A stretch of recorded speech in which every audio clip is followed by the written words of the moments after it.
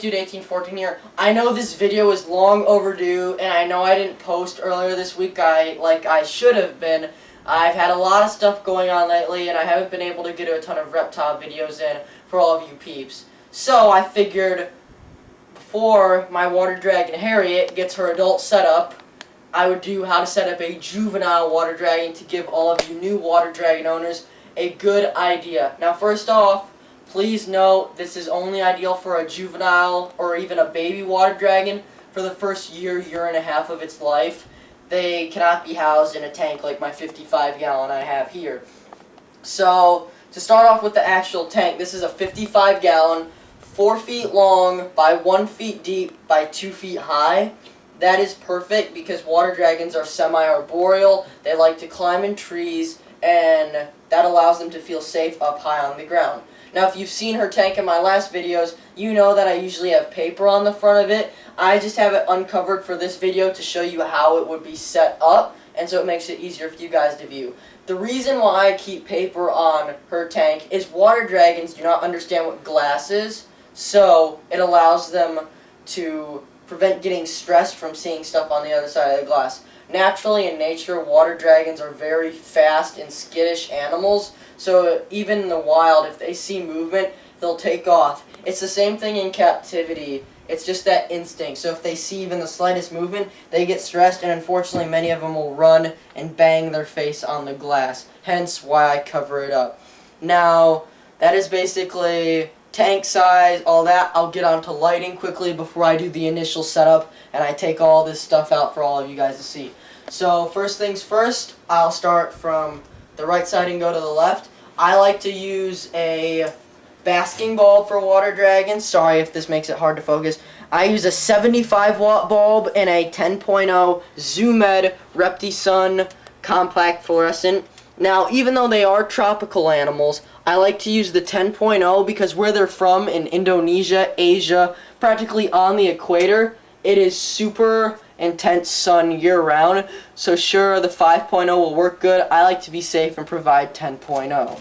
Hence that. Also, there are many debates on compact fluorescents. I don't use the coil type. I prefer to use the Zumed Repti-Sun that are almost in this long shape.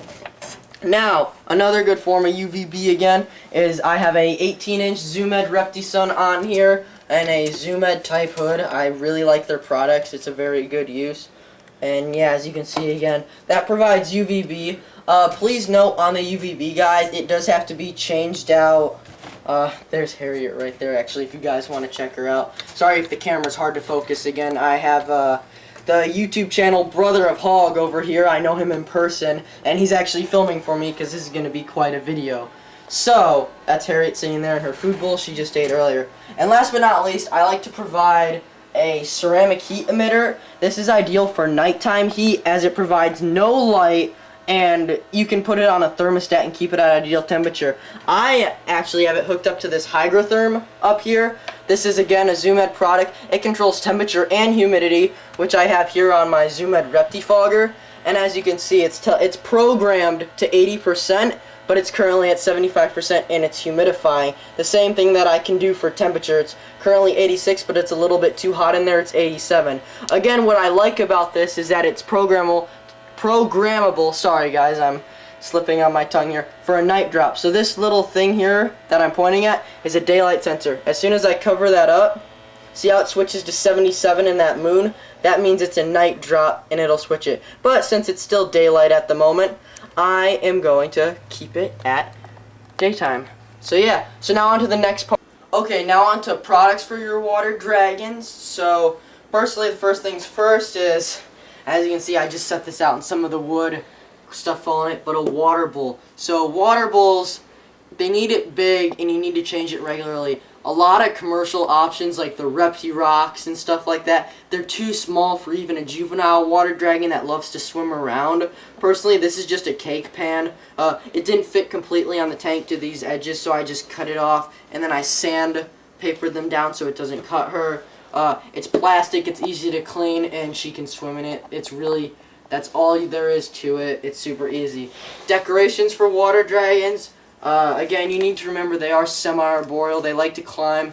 So a traditional rock cave on the ground is useless, or a half log.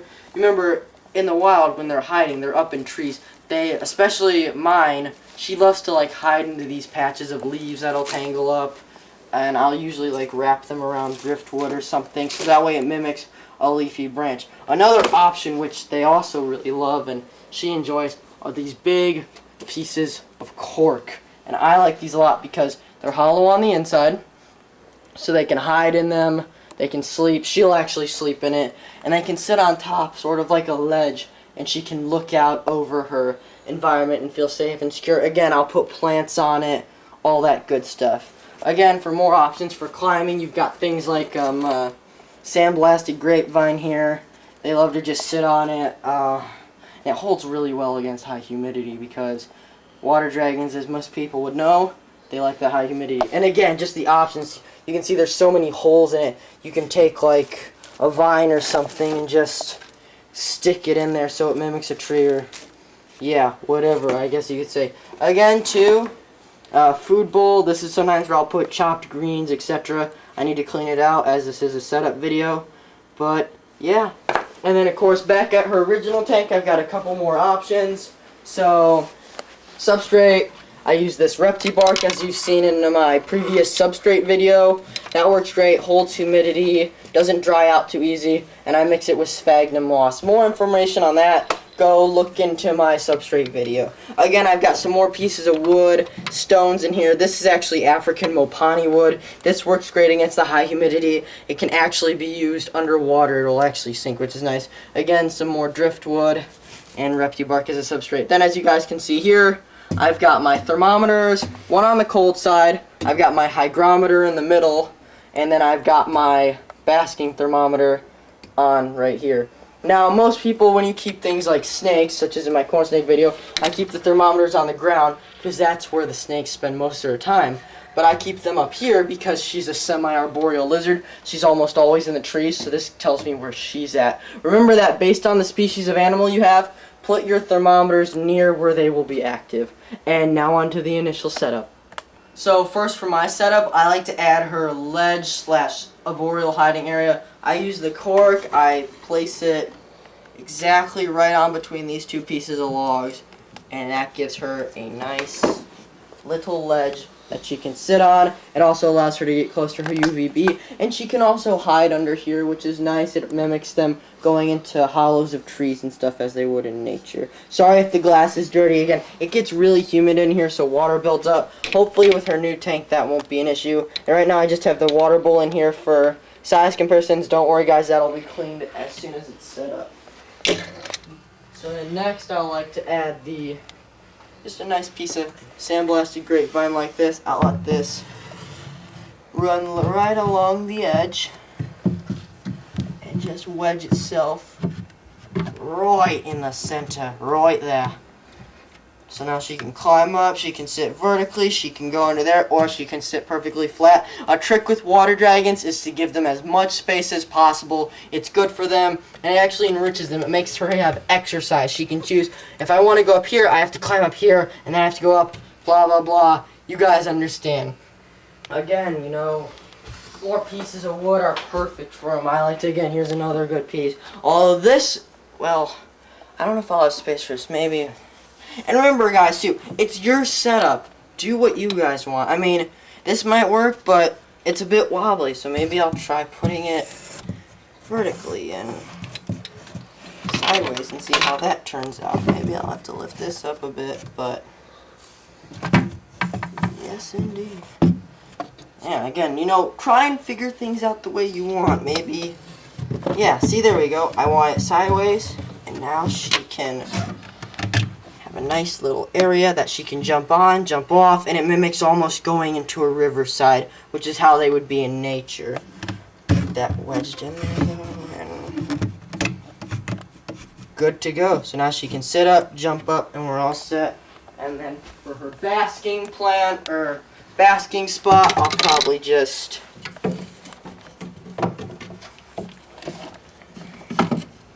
drape it just like that, and that's pretty sturdy. I can always tie a vine onto it. And now on to adding the plants, and I'll just cut because you know, the plants are the same, they're suction cup, and you guys will be set.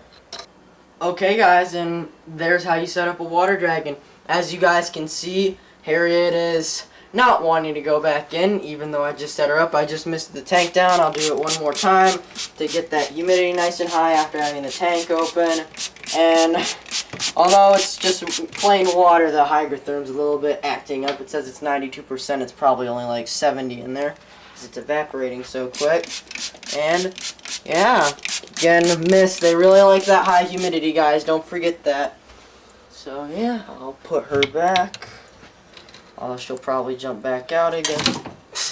Like that. You know what? I'll just leave her there for the video. I won't even put the lights on. I'll do it after. Thank you guys again so much for watching. I hope you guys found this video very informational. This video is long overdue as usual. She already was in her water earlier. Great. But yeah, I hope you guys enjoy again. For the person who filmed this, Brother of Hog, check him out on YouTube. So far I know he only has a leopard gecko video, and he's hopefully will be getting into more of that. So again, check him out. Always subscribe, like my videos, and comment for anything else you guys want. Your help is always supportive. Thanks, and I'll see you guys in the next video. Bye.